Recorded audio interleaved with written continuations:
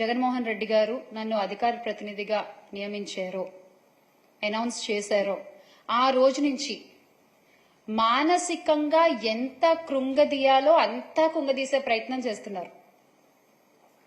Lokesh fake news factory వాళ్ళు, Telugu Desam party కార్యకర్తలు, అమెరికాలో ఉండేటువంటి తెలుగుదేశం పార్టీ అభిమానులు, కొన్ని అయితే అఫీషియల్ తెలుగుదేశం పార్టీ హ్యాండిల్స్ నుంచే అసభ్యకరమైన మెసేజ్లు.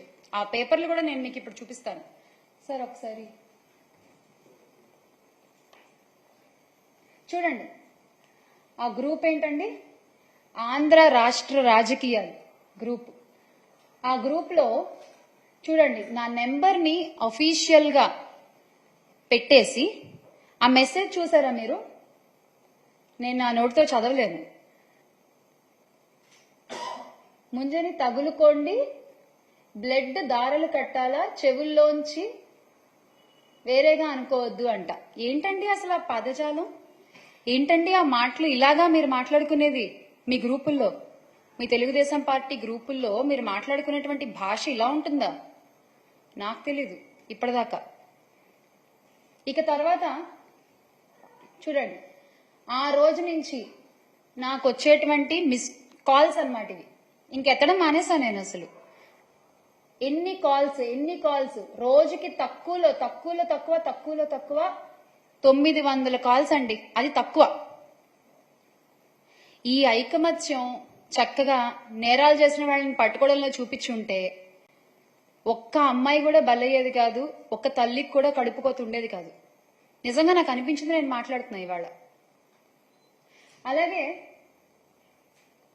చూడండి, అక్కడ మీరు చదవచ్చు, టెక్స్ట్ మెసేజ్లు అన్నమాట అవి. నాకు ఫోన్ ఎత్తవే, ఇంకా సైలెంట్ లో పెట్టేస్తాం కదా, ఫోన్ ఎత్తవే అంటూ మెసేజ్లు.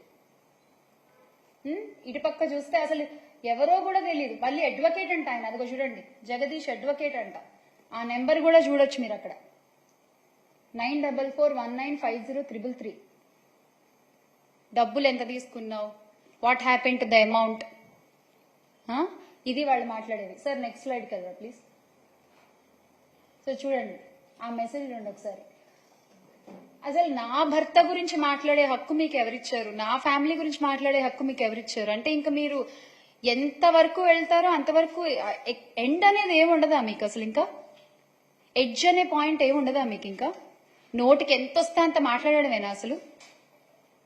నేను ఇక్కడ చాలా క్లియర్ గా నెంబర్స్ కూడా చెప్తున్నా చూడండి. ఈ నెంబర్ కూడా మీరు చూడొచ్చు, 9966929946. ఆ భాష చూసారా మీరు? ఇది చూడండి, పైసా శ్యామల ఎందుకు ఇలా మాట్లాడుతున్నావు, నీకెందుకు రాజకీయాలు, డూప్లికేట్ దానా, నాకెందుకు రాజకీయాలా? అవునా, తెలుస్తుంది ఎందుకో మీకు త్వరలో. కొంచెం జ్ఞానంతో ఆలోచించు, నువ్వేంటో 100 మందికి తెలుసు. నీ హోటల్ సీక్రెట్ ఓటమి ప్రభుత్వం వచ్చి 4వ నెల. అసలు ఏం మాట్లాడుతున్నారు? వాళ్ళు పెట్టేదానికి వాళ్ళకే ఒక్కోసారి నాకు అనిపిస్తుంది అసలు. అంటే ఇంకా అర్థం చేసుకునే వాళ్ళకైతే ఏమైనా చెప్పొచ్చు, ఇలాంటి వాళ్ళకి ఇంక మనం ఏం మాట్లాడతాం చెప్పండి? ఇవి వాళ్ళు పెట్టే మెసేజ్లు. నాకు ఒక అఫీషియల్ హ్యాండిల్ ఉంది ట్విట్టర్లో, జేపీఆర్ యువగళం. మన లోకేష్ గారి యువగళాన్ని స్ఫూర్తిగా తీసుకుని పెట్టినటువంటి పేజ్ అనుకుంటా అది. సో ఆ యువగళంలో డైరెక్ట్ గా ఇక్కడ చూస్తే నా నెంబర్ అలా పెట్టేశారు అంతే. పెట్టేసి this is just to bring this to your notice if you weren't aware, ఇది శ్యామల నెంబర్ అని పెట్టేశారనమాట. పాపం నాకు ఎవరో ఒక ఆయన మంచి వ్యక్తి, మేడం మీరు పోలీస్ కంప్లైంట్ ఇవ్వండి, ఇలా ప్రైవసీని భంగం చేస్తూ నెంబర్ పెట్టడం తప్పు ట్విట్టర్లో ఆర్ ఎనీ సోషల్ మీడియాలో అని చెప్పి పాపం ఎవరో ఒక ఆయన నాకు పంపించారు. ఇంకా అటుపక్క కూడా మీరు చూస్తే ఎన్ని మెసేజ్లు, ఆ నెంబర్స్ కూడా I really want to show the numbers. ఆ నెంబర్స్ ఏంటి? ఎస్, మీరు మీ రెడ్ బుక్ లో ఏం రాస్తున్నారో నాకు తెలియదు, కానీ మీరు చేసేవన్నీ, రాష్ట్రంలో జరుగుతున్నవన్నీ ప్రజలు చూస్తున్నారు, దేవుడు చూస్తున్నాడు, దేవుడు రాస్తున్నాడు, ప్రజలు కూడా రాసుకుంటున్నారు. మీకు అన్నిటికీ సమాధానం చాలా త్వరలోనే దొరుకుతుంది.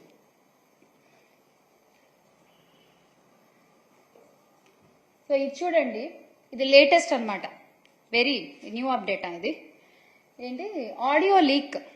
నేను అవంతి శ్రీనివాస్ గారితో నేను ఫోన్లో మాట్లాడిన ఆడియో లీక్ ఎంత ఫేక్ చేశారంటే పాపం, అంటే వాళ్ళకి నా గురించి సరిగ్గా తెలియదు అనుకుంటా. డీటెయిల్స్, పర్సనల్ డీటెయిల్స్ కొంచెం వర్కౌట్ చేసి చేయాల్సింది అదేదో. అందులో ఆడియో లీక్ లో ఏమని ఉంటుందంటే, ఆయన అడుగుతారు నన్ను, అవంతి శ్రీనివాస్ గారు, ఏం మా ఇంట్లో అందరూ వెళ్ళిపోయారా, పిల్లోడు కాలేజ్కి వెళ్ళిపోయాడా అని అడుగుతారు. కాలేజ్కి వెళ్ళిపోయారు అని నేను చెప్తాను అనమాట. దాంట్లో మీకు ఆ లింక్ తర్వాత మా వాళ్ళు ప్రొవైడ్ చేస్తారు. వెళ్ళిపోయారని చెప్తా. నా కొడుకు 2nd క్లాస్ అండి, నా కొడుకు చిన్న పిల్లోడు. ఎలా మీరు ఇలా డీటెయిల్స్ సరిగ్గా కనుక్కోవాలి కదా, ఫేక్ చేసినా సరిగ్గా చేయాలి కదా మీరు. పోనీ ఎవరిని అడిగినా చెప్తారు కదా నా గురించి, 100 మందికి తెలుసు నా గురించి అని మీరేగా చెప్పింది. ఇలాగా మీరు చేసేది. మళ్ళీ ఏమన్నా అంటే మేము మహిళలకు అంత గౌరవం ఇస్తాం, ఇంత గౌరవం ఇస్తాం అని చెప్పుకుంటారు. ఇదేనా మీరు ఇచ్చే గౌరవం? అనిత గారు చెప్పండి, మీరు కూడా ఒక మహిళే కదా, ఇదేనా అండి ఒక మహిళని మీరు ట్రీట్ చేసే విధానం? ఇంకొక స్లైడ్ ఉంటుంది చూడండి. అగో వైఎస్ఆర్సీపీ అదేంటది, glory to ఎన్సీబిఎన్. What is your glory? Chandrababu Naidu గారు, వాట్ ఈజ్ యువర్ గ్లోరీ? అంటే ఇక్కడ నేను ఎప్పుడో డాన్స్ చేస్తూ చేసిన ఒక రీల్ పెట్టి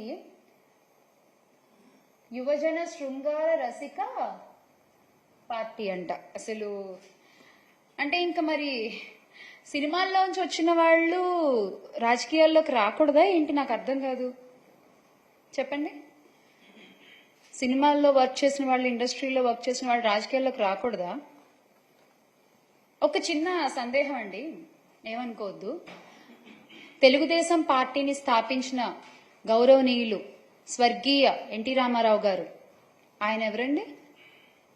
ఆయన ఇండస్ట్రీ పర్సనేగా, ఆయన ఒక నటుడేగా ముందు. ప్రజారాజ్యాన్ని స్థాపించిన చిరంజీవి గారు, ఆయన ఎవరండి? ఆయన ఒక నటుడే కదా. ఎందుకు ఇప్పటి మన డిప్యూటీ సీఎం గారు పవన్ కళ్యాణ్ గారు, ఆయన ఎవరు? ఆయన నటుడే కదా.